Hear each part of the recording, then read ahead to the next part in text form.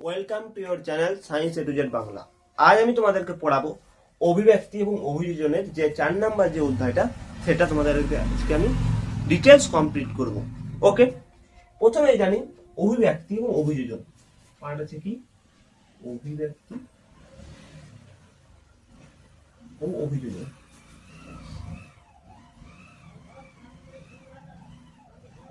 ওকে, এই দুটো পার্টের মধ্যে আমি অভিব্যক্তি যে পার্টটা আছে সেটা আজকে কমপ্লিট করব।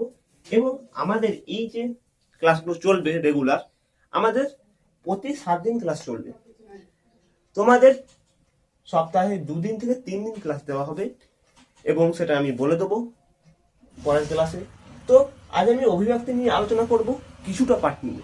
নেক্সট দিন আমি অভিব্যক্তি, তোমাদের 4 দিন পর আমি অভিযোজন পার্টটা যাব। ওকে, তো প্রথমে কি অভিব্যক্তি কি বা কাকে বলে? অভিব্যক্তি হলো মন্থর ও গতিশীল ধারাবাহিক একটা প্রক্রিয়া। মন্থর মানে কি, তুমি একটা কাজ করছো যেটা ধীরে ধীরে, তুমি বড় হয়েছো, তুমি কি এক ঘড়িতে কি বড় হয়ে গেছো? এক ঘড়িতে তোমার কি 17 বছর বা 18 বছর হয়ে গেছে বা 16 বছর হয়নি? কি হয়েছে, তুমি ধীরে ধীরে ধীরে ধীরে হয়েছো। তুমি যে বুঝতে পারো নি যে তুমি এত বড় হলে, তুমি বুঝতে পেরেছো কি, নিজে অনুভব করতে পেরেছো যে আমি বড় হচ্ছি, আজকে আমি এতটা উঠলাম, তারপর নেক্সট দিন আমি আরো একটু বড় হয়েছি। কিন্তু না, কি হচ্ছে, খুব ধীরে ধীরে ধীরে ধীরে কি হচ্ছে, তোমার পরিবর্তন হচ্ছে। মন্থর ও গতিশীল ধারাবাহিক প্রক্রিয়ায়, মন্থর এবং গতিশীল, মন্থর কিন্তু গতিশীল। তুমি কিছুদিন পর দেখবে তুমি কারো বাড়িতে যাবে, বলবে তুই এত বড় হয়ে গেলি কেন? বলে কারণ তুমি মন্থর বেগে তুমি বেড়েছো। কিন্তু তারা, তুমি যাদের ঘর যাবে সে ভাবে এত জলদি বেড়ে গেল সে, কিন্তু না, খুব মন্থর ভাবে হয়েছে কাজটা। ধারাবাহিক প্রক্রিয়ায় যাতে কোনো সরলতম জীব জটিল জীবে পরিণত হয়। মানে তোমাকে বলি অভিব্যক্তির প্রথম কারণ, অভিব্যক্তির কথাটি অর্থ হচ্ছে বিবর্তন। বিবর্তন।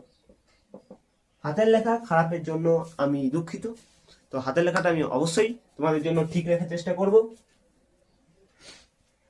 ওকে, প্রথম বিবর্তনের কারণে অভিব্যক্তি হয়। মন্থর গতিশীল ধারাবাহিক প্রক্রিয়ায় যাতে কোনো সরলতম জীব, এই লেখাটা যদি কঠিন লাগে বাদ দিয়ে দেওয়া, সরলতম জীব জটিল জীবে পরিণত হয়, তাকে বলা হয় অভিব্যক্তি।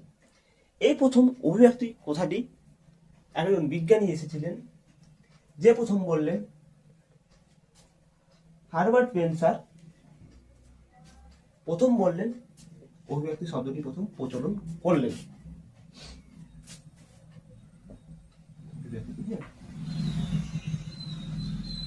লেখা গেল না? এই শব্দটির অর্থ হচ্ছে ল্যাটিন ভাষা।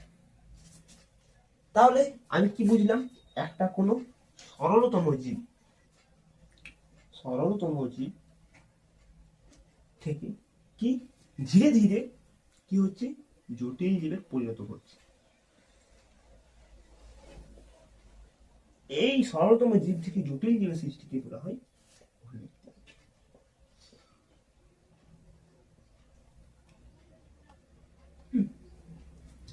এই সরলতম জীব থেকে জটিল জীবের সৃষ্টিকে বলা হয় অভিব্যক্তি। এরপর এটা ল্যাটিন শব্দ থেকে এসেছে অভিব্যক্তি। এটা অভিব্যক্তি ছিল না অভিযোজন ছিল? এবার দেখে নিচ্ছি।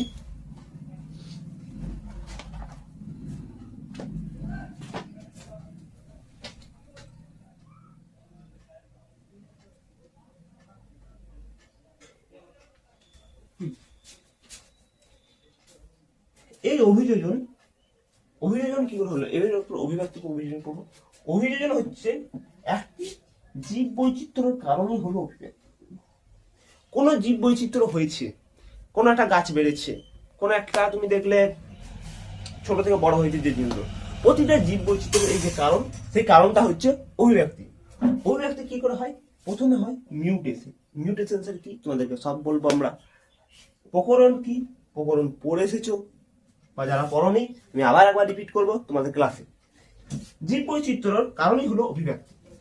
এই জীব বৈচিত্র্যের কারণটি যখন অভিব্যক্তি, এর থেকে কি হয়, অভিযোজন। ওকে, অভিযোজনের সময় অভিযোজন পার্টটা আমি আলোচনা করে দেবো, অভিযোজন কি। তাহলে তোমাদের এই স্লাইডটা পুরো ক্লিয়ার। কি বললাম, অভিব্যক্তি অভিযোজনের অভিব্যক্তির কথাটি অর্থ হলো বিবর্তন। বিবর্তন মানে যেটা পরিবর্তন হচ্ছে, লিখে দেবে যেটা পরিবর্তন হচ্ছে।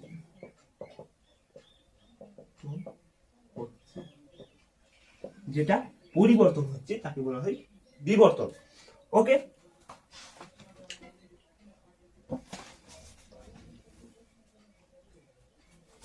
এই বিবর্তনটা কি? প্রথমে হয় মিউটেশন। প্রথমে কি হয়? মিউটেশন। মিউটেশনের পরে আমাদের হয় প্রকরণ, তারপর হয় জীব বৈচিত্র্য,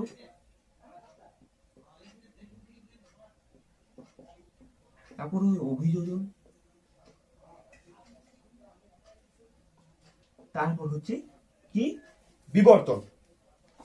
ওকে, মিউটেশন, তারপর হচ্ছে প্রকরণ, তারপর হচ্ছে জীব বৈচিত্র্য, তারপর অভিযোজন, তারপর হচ্ছে বিবর্তন।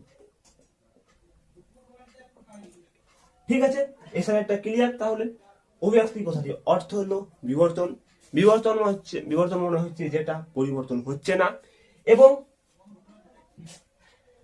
বিবর্তন অভিব্যক্তি কাকে বলে বা বিবর্তন কাকে বলে? বিবর্তন হচ্ছে যেটা মন্থর ও গতিশীল ধারাবাহিক প্রক্রিয়ায় যাতে কোনো সরলতম জীব জটিল জীবে পরিণত হয়, এটা না লিখলে চলবে। সরলতম জীব জটিল জীবে যে পরিণত হচ্ছে সেটাকে বলা হয়, পরিণত হওয়াকে বলা হয় অভিব্যক্তি। ওই ব্যক্তি প্রথম কথাটি করেছিলেন হারবার্ট স্পেন্সার, প্রথম এটা অভিব্যক্তি কথাটি প্রচলিত করেন। এটা ল্যাটিন শব্দ দ্বারা, এটা গ্রিক শব্দ নয়, এটা ল্যাটিন শব্দ। ওকে, অভিযোজন, এই অভিব্যক্তি কি করে হয়? একটা মিউটেশন হয়। প্রকরণ, জীব বৈচিত্র্য, মিউটেশন, প্রকরণ, তারপর অভিব্যক্তি, তারপর অভিযোজন, তারপর আবার অভিযোজন থেকে আবার অভিব্যক্তিতে ক্রমোদয় চলতে থাকে। ওকে, তাহলে এই একটা ক্লিয়ার।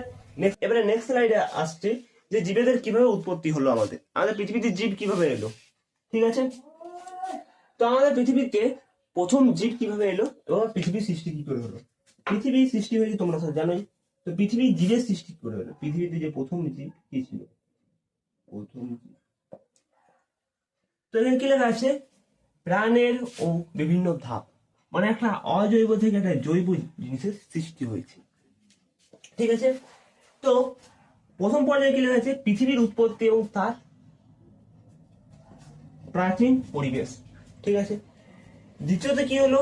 জীবনের রাসায়নিক উৎপত্তি হলো। ওকে, কি হলো? প্রথমে জীবনের রাসায়নিক উৎপত্তি। তৃতীয়তে কি হলো? জৈবিক বিবর্তন বা জৈবিক বিবর্তন হলো। চতুর্থে কি হলো? ইউক্যারিওটিক কোষের আবির্ভাব। ওকে, ইউক্যারিওটিক কোষের আবির্ভাব হলো। প্রথম বিজ্ঞানী ওপারিন 1924 খ্রিস্টাব্দে, প্রায় 102 বছর আগে আমাদের প্রথম কি বললেন? দ্য অরিজিন অফ লাইফ, এই গ্রন্থিটা লিখে গিয়েছিলেন। দ্য অরিজিন অফ লাইফ গ্রন্থিটা লিখে গিয়েছিলেন বিজ্ঞানী ওপারিন 1924 সালে, প্রায় 102 বছর ইয়ার আগে। 102 ইয়ার আগে প্রথমে এটা লিখে গিয়েছিল বিজ্ঞানী ওপারিন। এবং বিজ্ঞানী হ্যালেন কি করেছিল? গরম তরল স্যুপ, কি করেছিল? গরম তরল স্যুপ।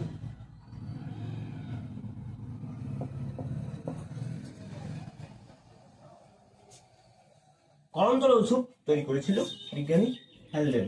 ওকে, তো আজকের ভিডিওটা তোমাদের এতটা পর্যন্তই। এই স্লাইডটা বোঝা গেছে কিনা বলবে, তোমাদের লিখে আনলে ভালো হবে। তোমাদের পোল একটা দেবে আমরা কমেন্টে, কি দেবে? কমেন্টে কি দিয়ে দিলাম? পোল, পোল কি দেবে? পোল কোশ্চেন হলো তোমাদের পোলের, তোমাদের বোর্ডে লিখে আনলে ভালো হবে।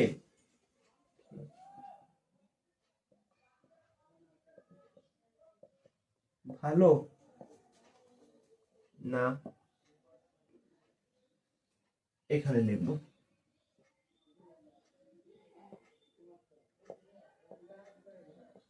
মানে তোমাদের এখানে এমনি লিখবো, মানে যেমন লিখছিলাম, না এমনি লিখে আনবো? ঠিক আছে, তো অবশ্যই কমেন্ট উত্তর দেবে, আমি কমেন্ট চেক করবো তোমাদের অবশ্যই।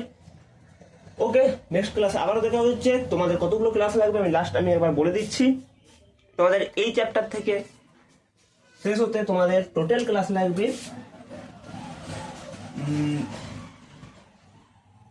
14টা। অভিযোজন 7টা, অভিব্যক্তি 7টা হলো। নাইট্রোজেন চক্র শেষ করতে তোমাদের ক্লাস লাগবে 10টা। 10টা থেকে 10টা লাগবে না, 20টা লাগবে। হ্যাঁ, এবং তোমাদের বংশগতি শেষ করতে টাইম লাগবে 7টা। ঠিক আছে, 13টা ধরে নাও, এটা 13টা ধরে নাও। হ্যাঁ, টোটাল 40টা ক্লাস।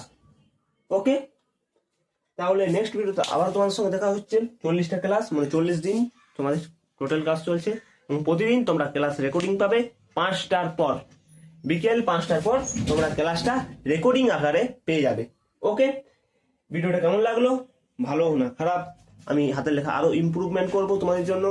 এবং এখন এইভাবে পড়তে হবে, কিছু করার নেই, কারণ আমাদের খুব অল্প সাবস্ক্রাইবারের চ্যানেল। তো অবশ্যই তোমরা সাবস্ক্রাইব করলে একদিন চ্যানেলটা ওপরে যাবে। ওকে, ততক্ষণ পর্যন্ত tata, bye bye, take care.